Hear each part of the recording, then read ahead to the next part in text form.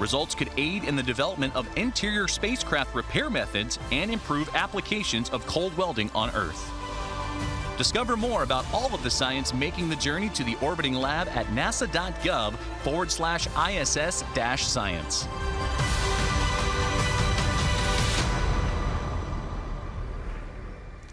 It is currently T-minus 5 minutes and 10 seconds, and everything continues to be go for launch. Coming up shortly, the transporter erector, also known as the strongback or TE, will retract away from Falcon.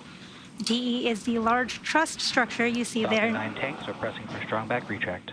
Next to the rocket, you just heard that call out that the tanks are pressing in preparation. Dragon is in configure for terminal count. For strongback retract, and Dragon is in configure for terminal count. Dragon is in terminal count and is on internal power. There is that call out for Dragon transitioning to internal power. And ahead of the transporter erector reclining, you'll see the clamp arms just below Dragon Strongback lower has started. Begin to open.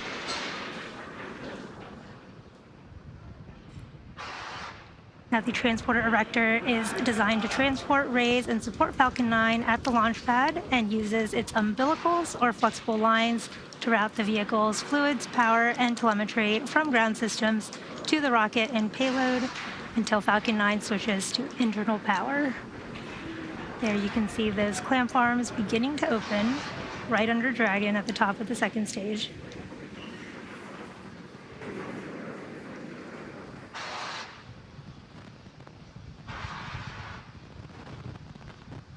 You should see that truss structure on the right. On countdown, LD pulling for MD for final status check.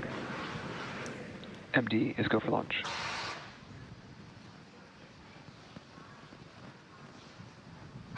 You see the transporter erector reclining from Falcon 9.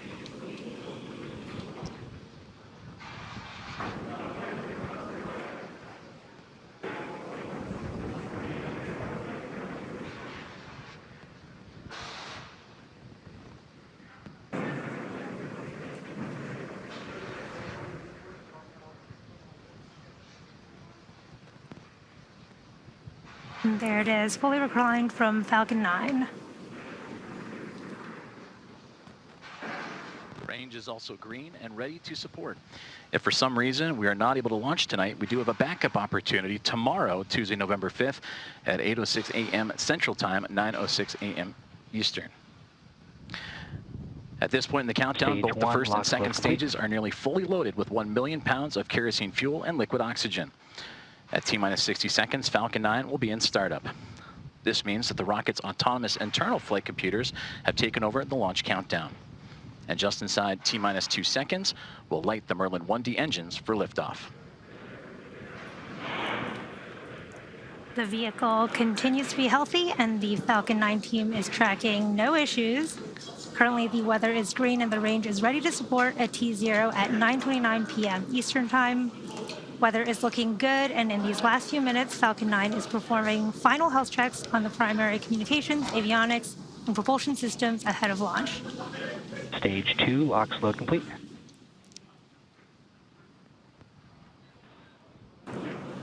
With that, we're hearing the checkouts of the second stage thrust vector control actuators underway and referred to as the engine gibble or wiggle test. And this is when SpaceX moves the nozzles ever so slightly to make sure that the guidance hardware is acceptable for flight. And as Dragon now moves into auto idle, continues those checkouts for the first stage engines, and that happens just seconds before ignition. At the time of launch, the International Space Station will be flying some 260 statute miles crossing the Atlantic Ocean.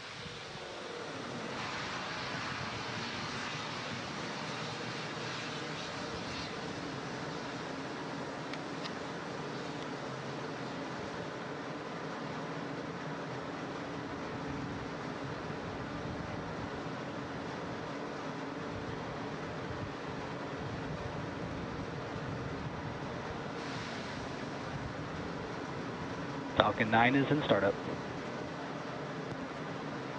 Dragon is in countdown.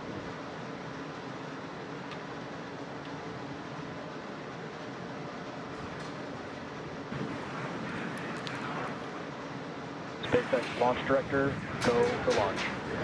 There is that final launch director go. All systems are go for launch of Falcon 9 and the Sierra 31 mission. T-minus 30 seconds.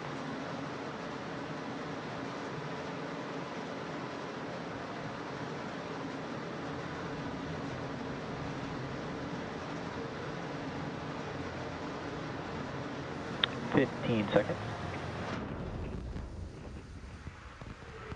T-minus 10, 9, 8, 7, 6, 5, 4, 3, 2, 1. Ignition, engines full power, and liftoff. Go SpaceX, go Falcon, go CRS. Vehicles pushing downrange. And we have liftoff.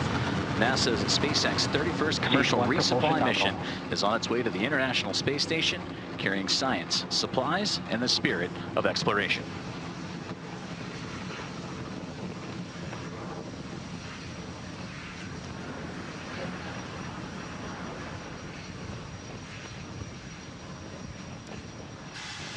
Now, during ascent, we will tilt or gimbal the engines, guiding the rocket into what we call a gravity turn. Now, during this turn, the vehicle is flying both up and horizontally away from the launch pad.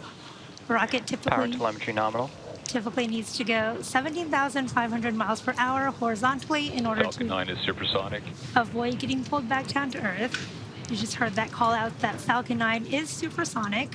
And shortly, we'll be throttling the engines back in preparation for max Q.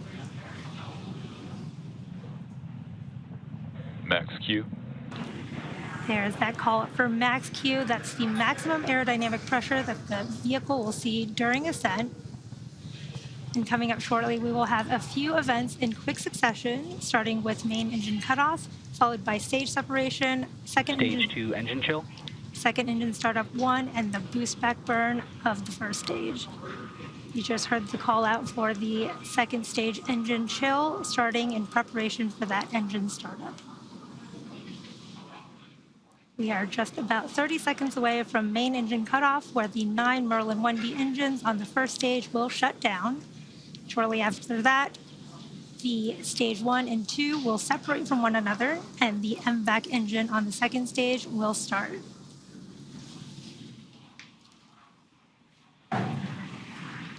Second engine start 1 is when we ignite that single Merlin vacuum engine of the second stage. Shortly after that, the boost back burn will start on the first stage.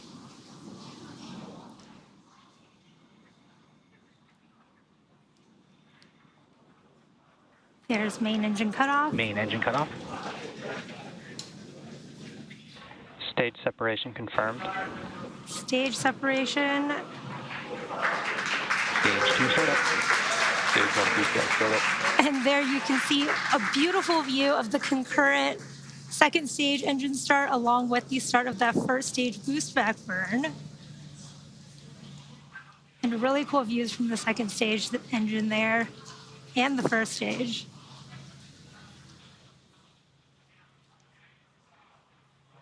Now, if you're just joining us, the first stage on your left is in the middle of its boost back burn, which is the first of 3 burns designed to take the first stage back down to Earth to our landing zone 1. And the second stage is in its burn, carrying Dragon and the CRS-31 mission towards its intended orbit.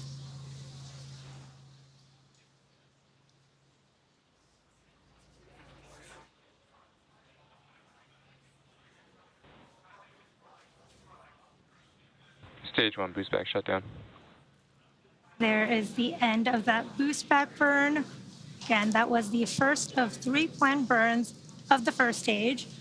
And in about 3 minutes, there will be 2 additional burns, the entry burn and the landing burn of that first stage, to bring it back down to land at landing zone 1 at Cape Canaveral. We are at T plus 3 minutes and 55 seconds here in today's mission. CRS-31 is SpaceX's 105th launch this year, and we are coming up on the entry burn and then second engine cutoff of the second stage. Now, the entry burn is slated for a little over 2 minutes from now at the T plus 6.5 minute mark, and you should see that on your screen is when the first stage performs it. And for that entry burn, we relight 3 of the 9 Vehicles M1D. are on a nominal trajectory. You heard that call out. Vehicles are all on a nominal trajectory. And again, for that entry burn, we will relight 3 of the 9 M1D engines, starting with the center E9 engines, followed shortly after by the E1 and E5 engines, which are on either side of it. And this burn will slow the vehicle down as it passes back into the Earth's atmosphere. And the reason we need to perform this entry burn is we need to slow down to reduce re-entry forces, which helps us to recover and reuse the first stage.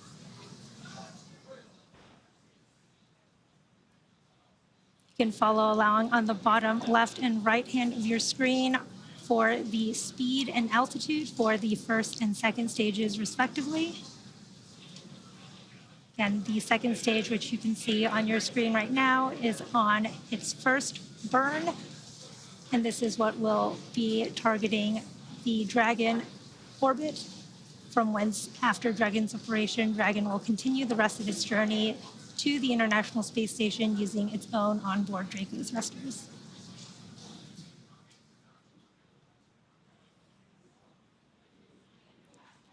We are just about 30 seconds from the start of the first stage entry burn.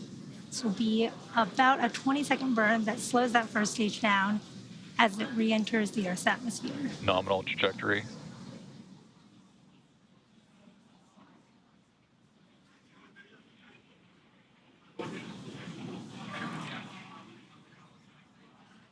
We are also currently in the middle of the second stage burn.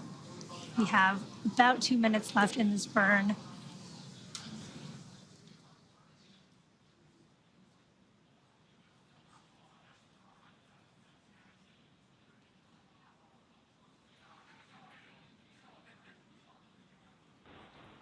Stage 1 entry burn. There is the start of the stage 1 entry burn. And this is a 3-engine burn of the first stage, slowing the first stage down as it comes back home to Stage 1 Earth. entry burn shutdown. Stage 1 FTS is saved. And there is that call out for a good entry burn and the flight termination system being saved. Really cool views of the nighttime on the Cape Canaveral coast. The first stage that supporting today's mission will perform has performed this entry burn for the 5th time. And Falcon 9 is the world's first orbital class reusable rocket. And this is important because it allows us to reuse the most expensive parts of the rocket, which drives Stage 1 down transonic. the access to space. We should see that landing burn starting in just a few moments.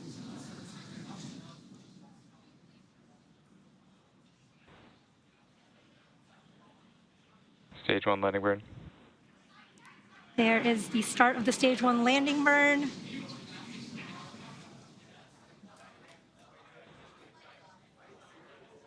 Stage 1 landing leg deploy.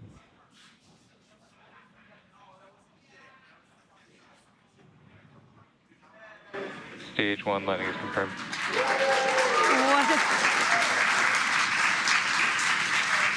What a beautiful view Stage of 2 that terminal guidance. first stage landing. And with that, that landing marks SpaceX's 360-second recovery of an orbital class rocket, including the first stage landings for Falcon 9 and Heavy. And we are coming up on second engine cutoff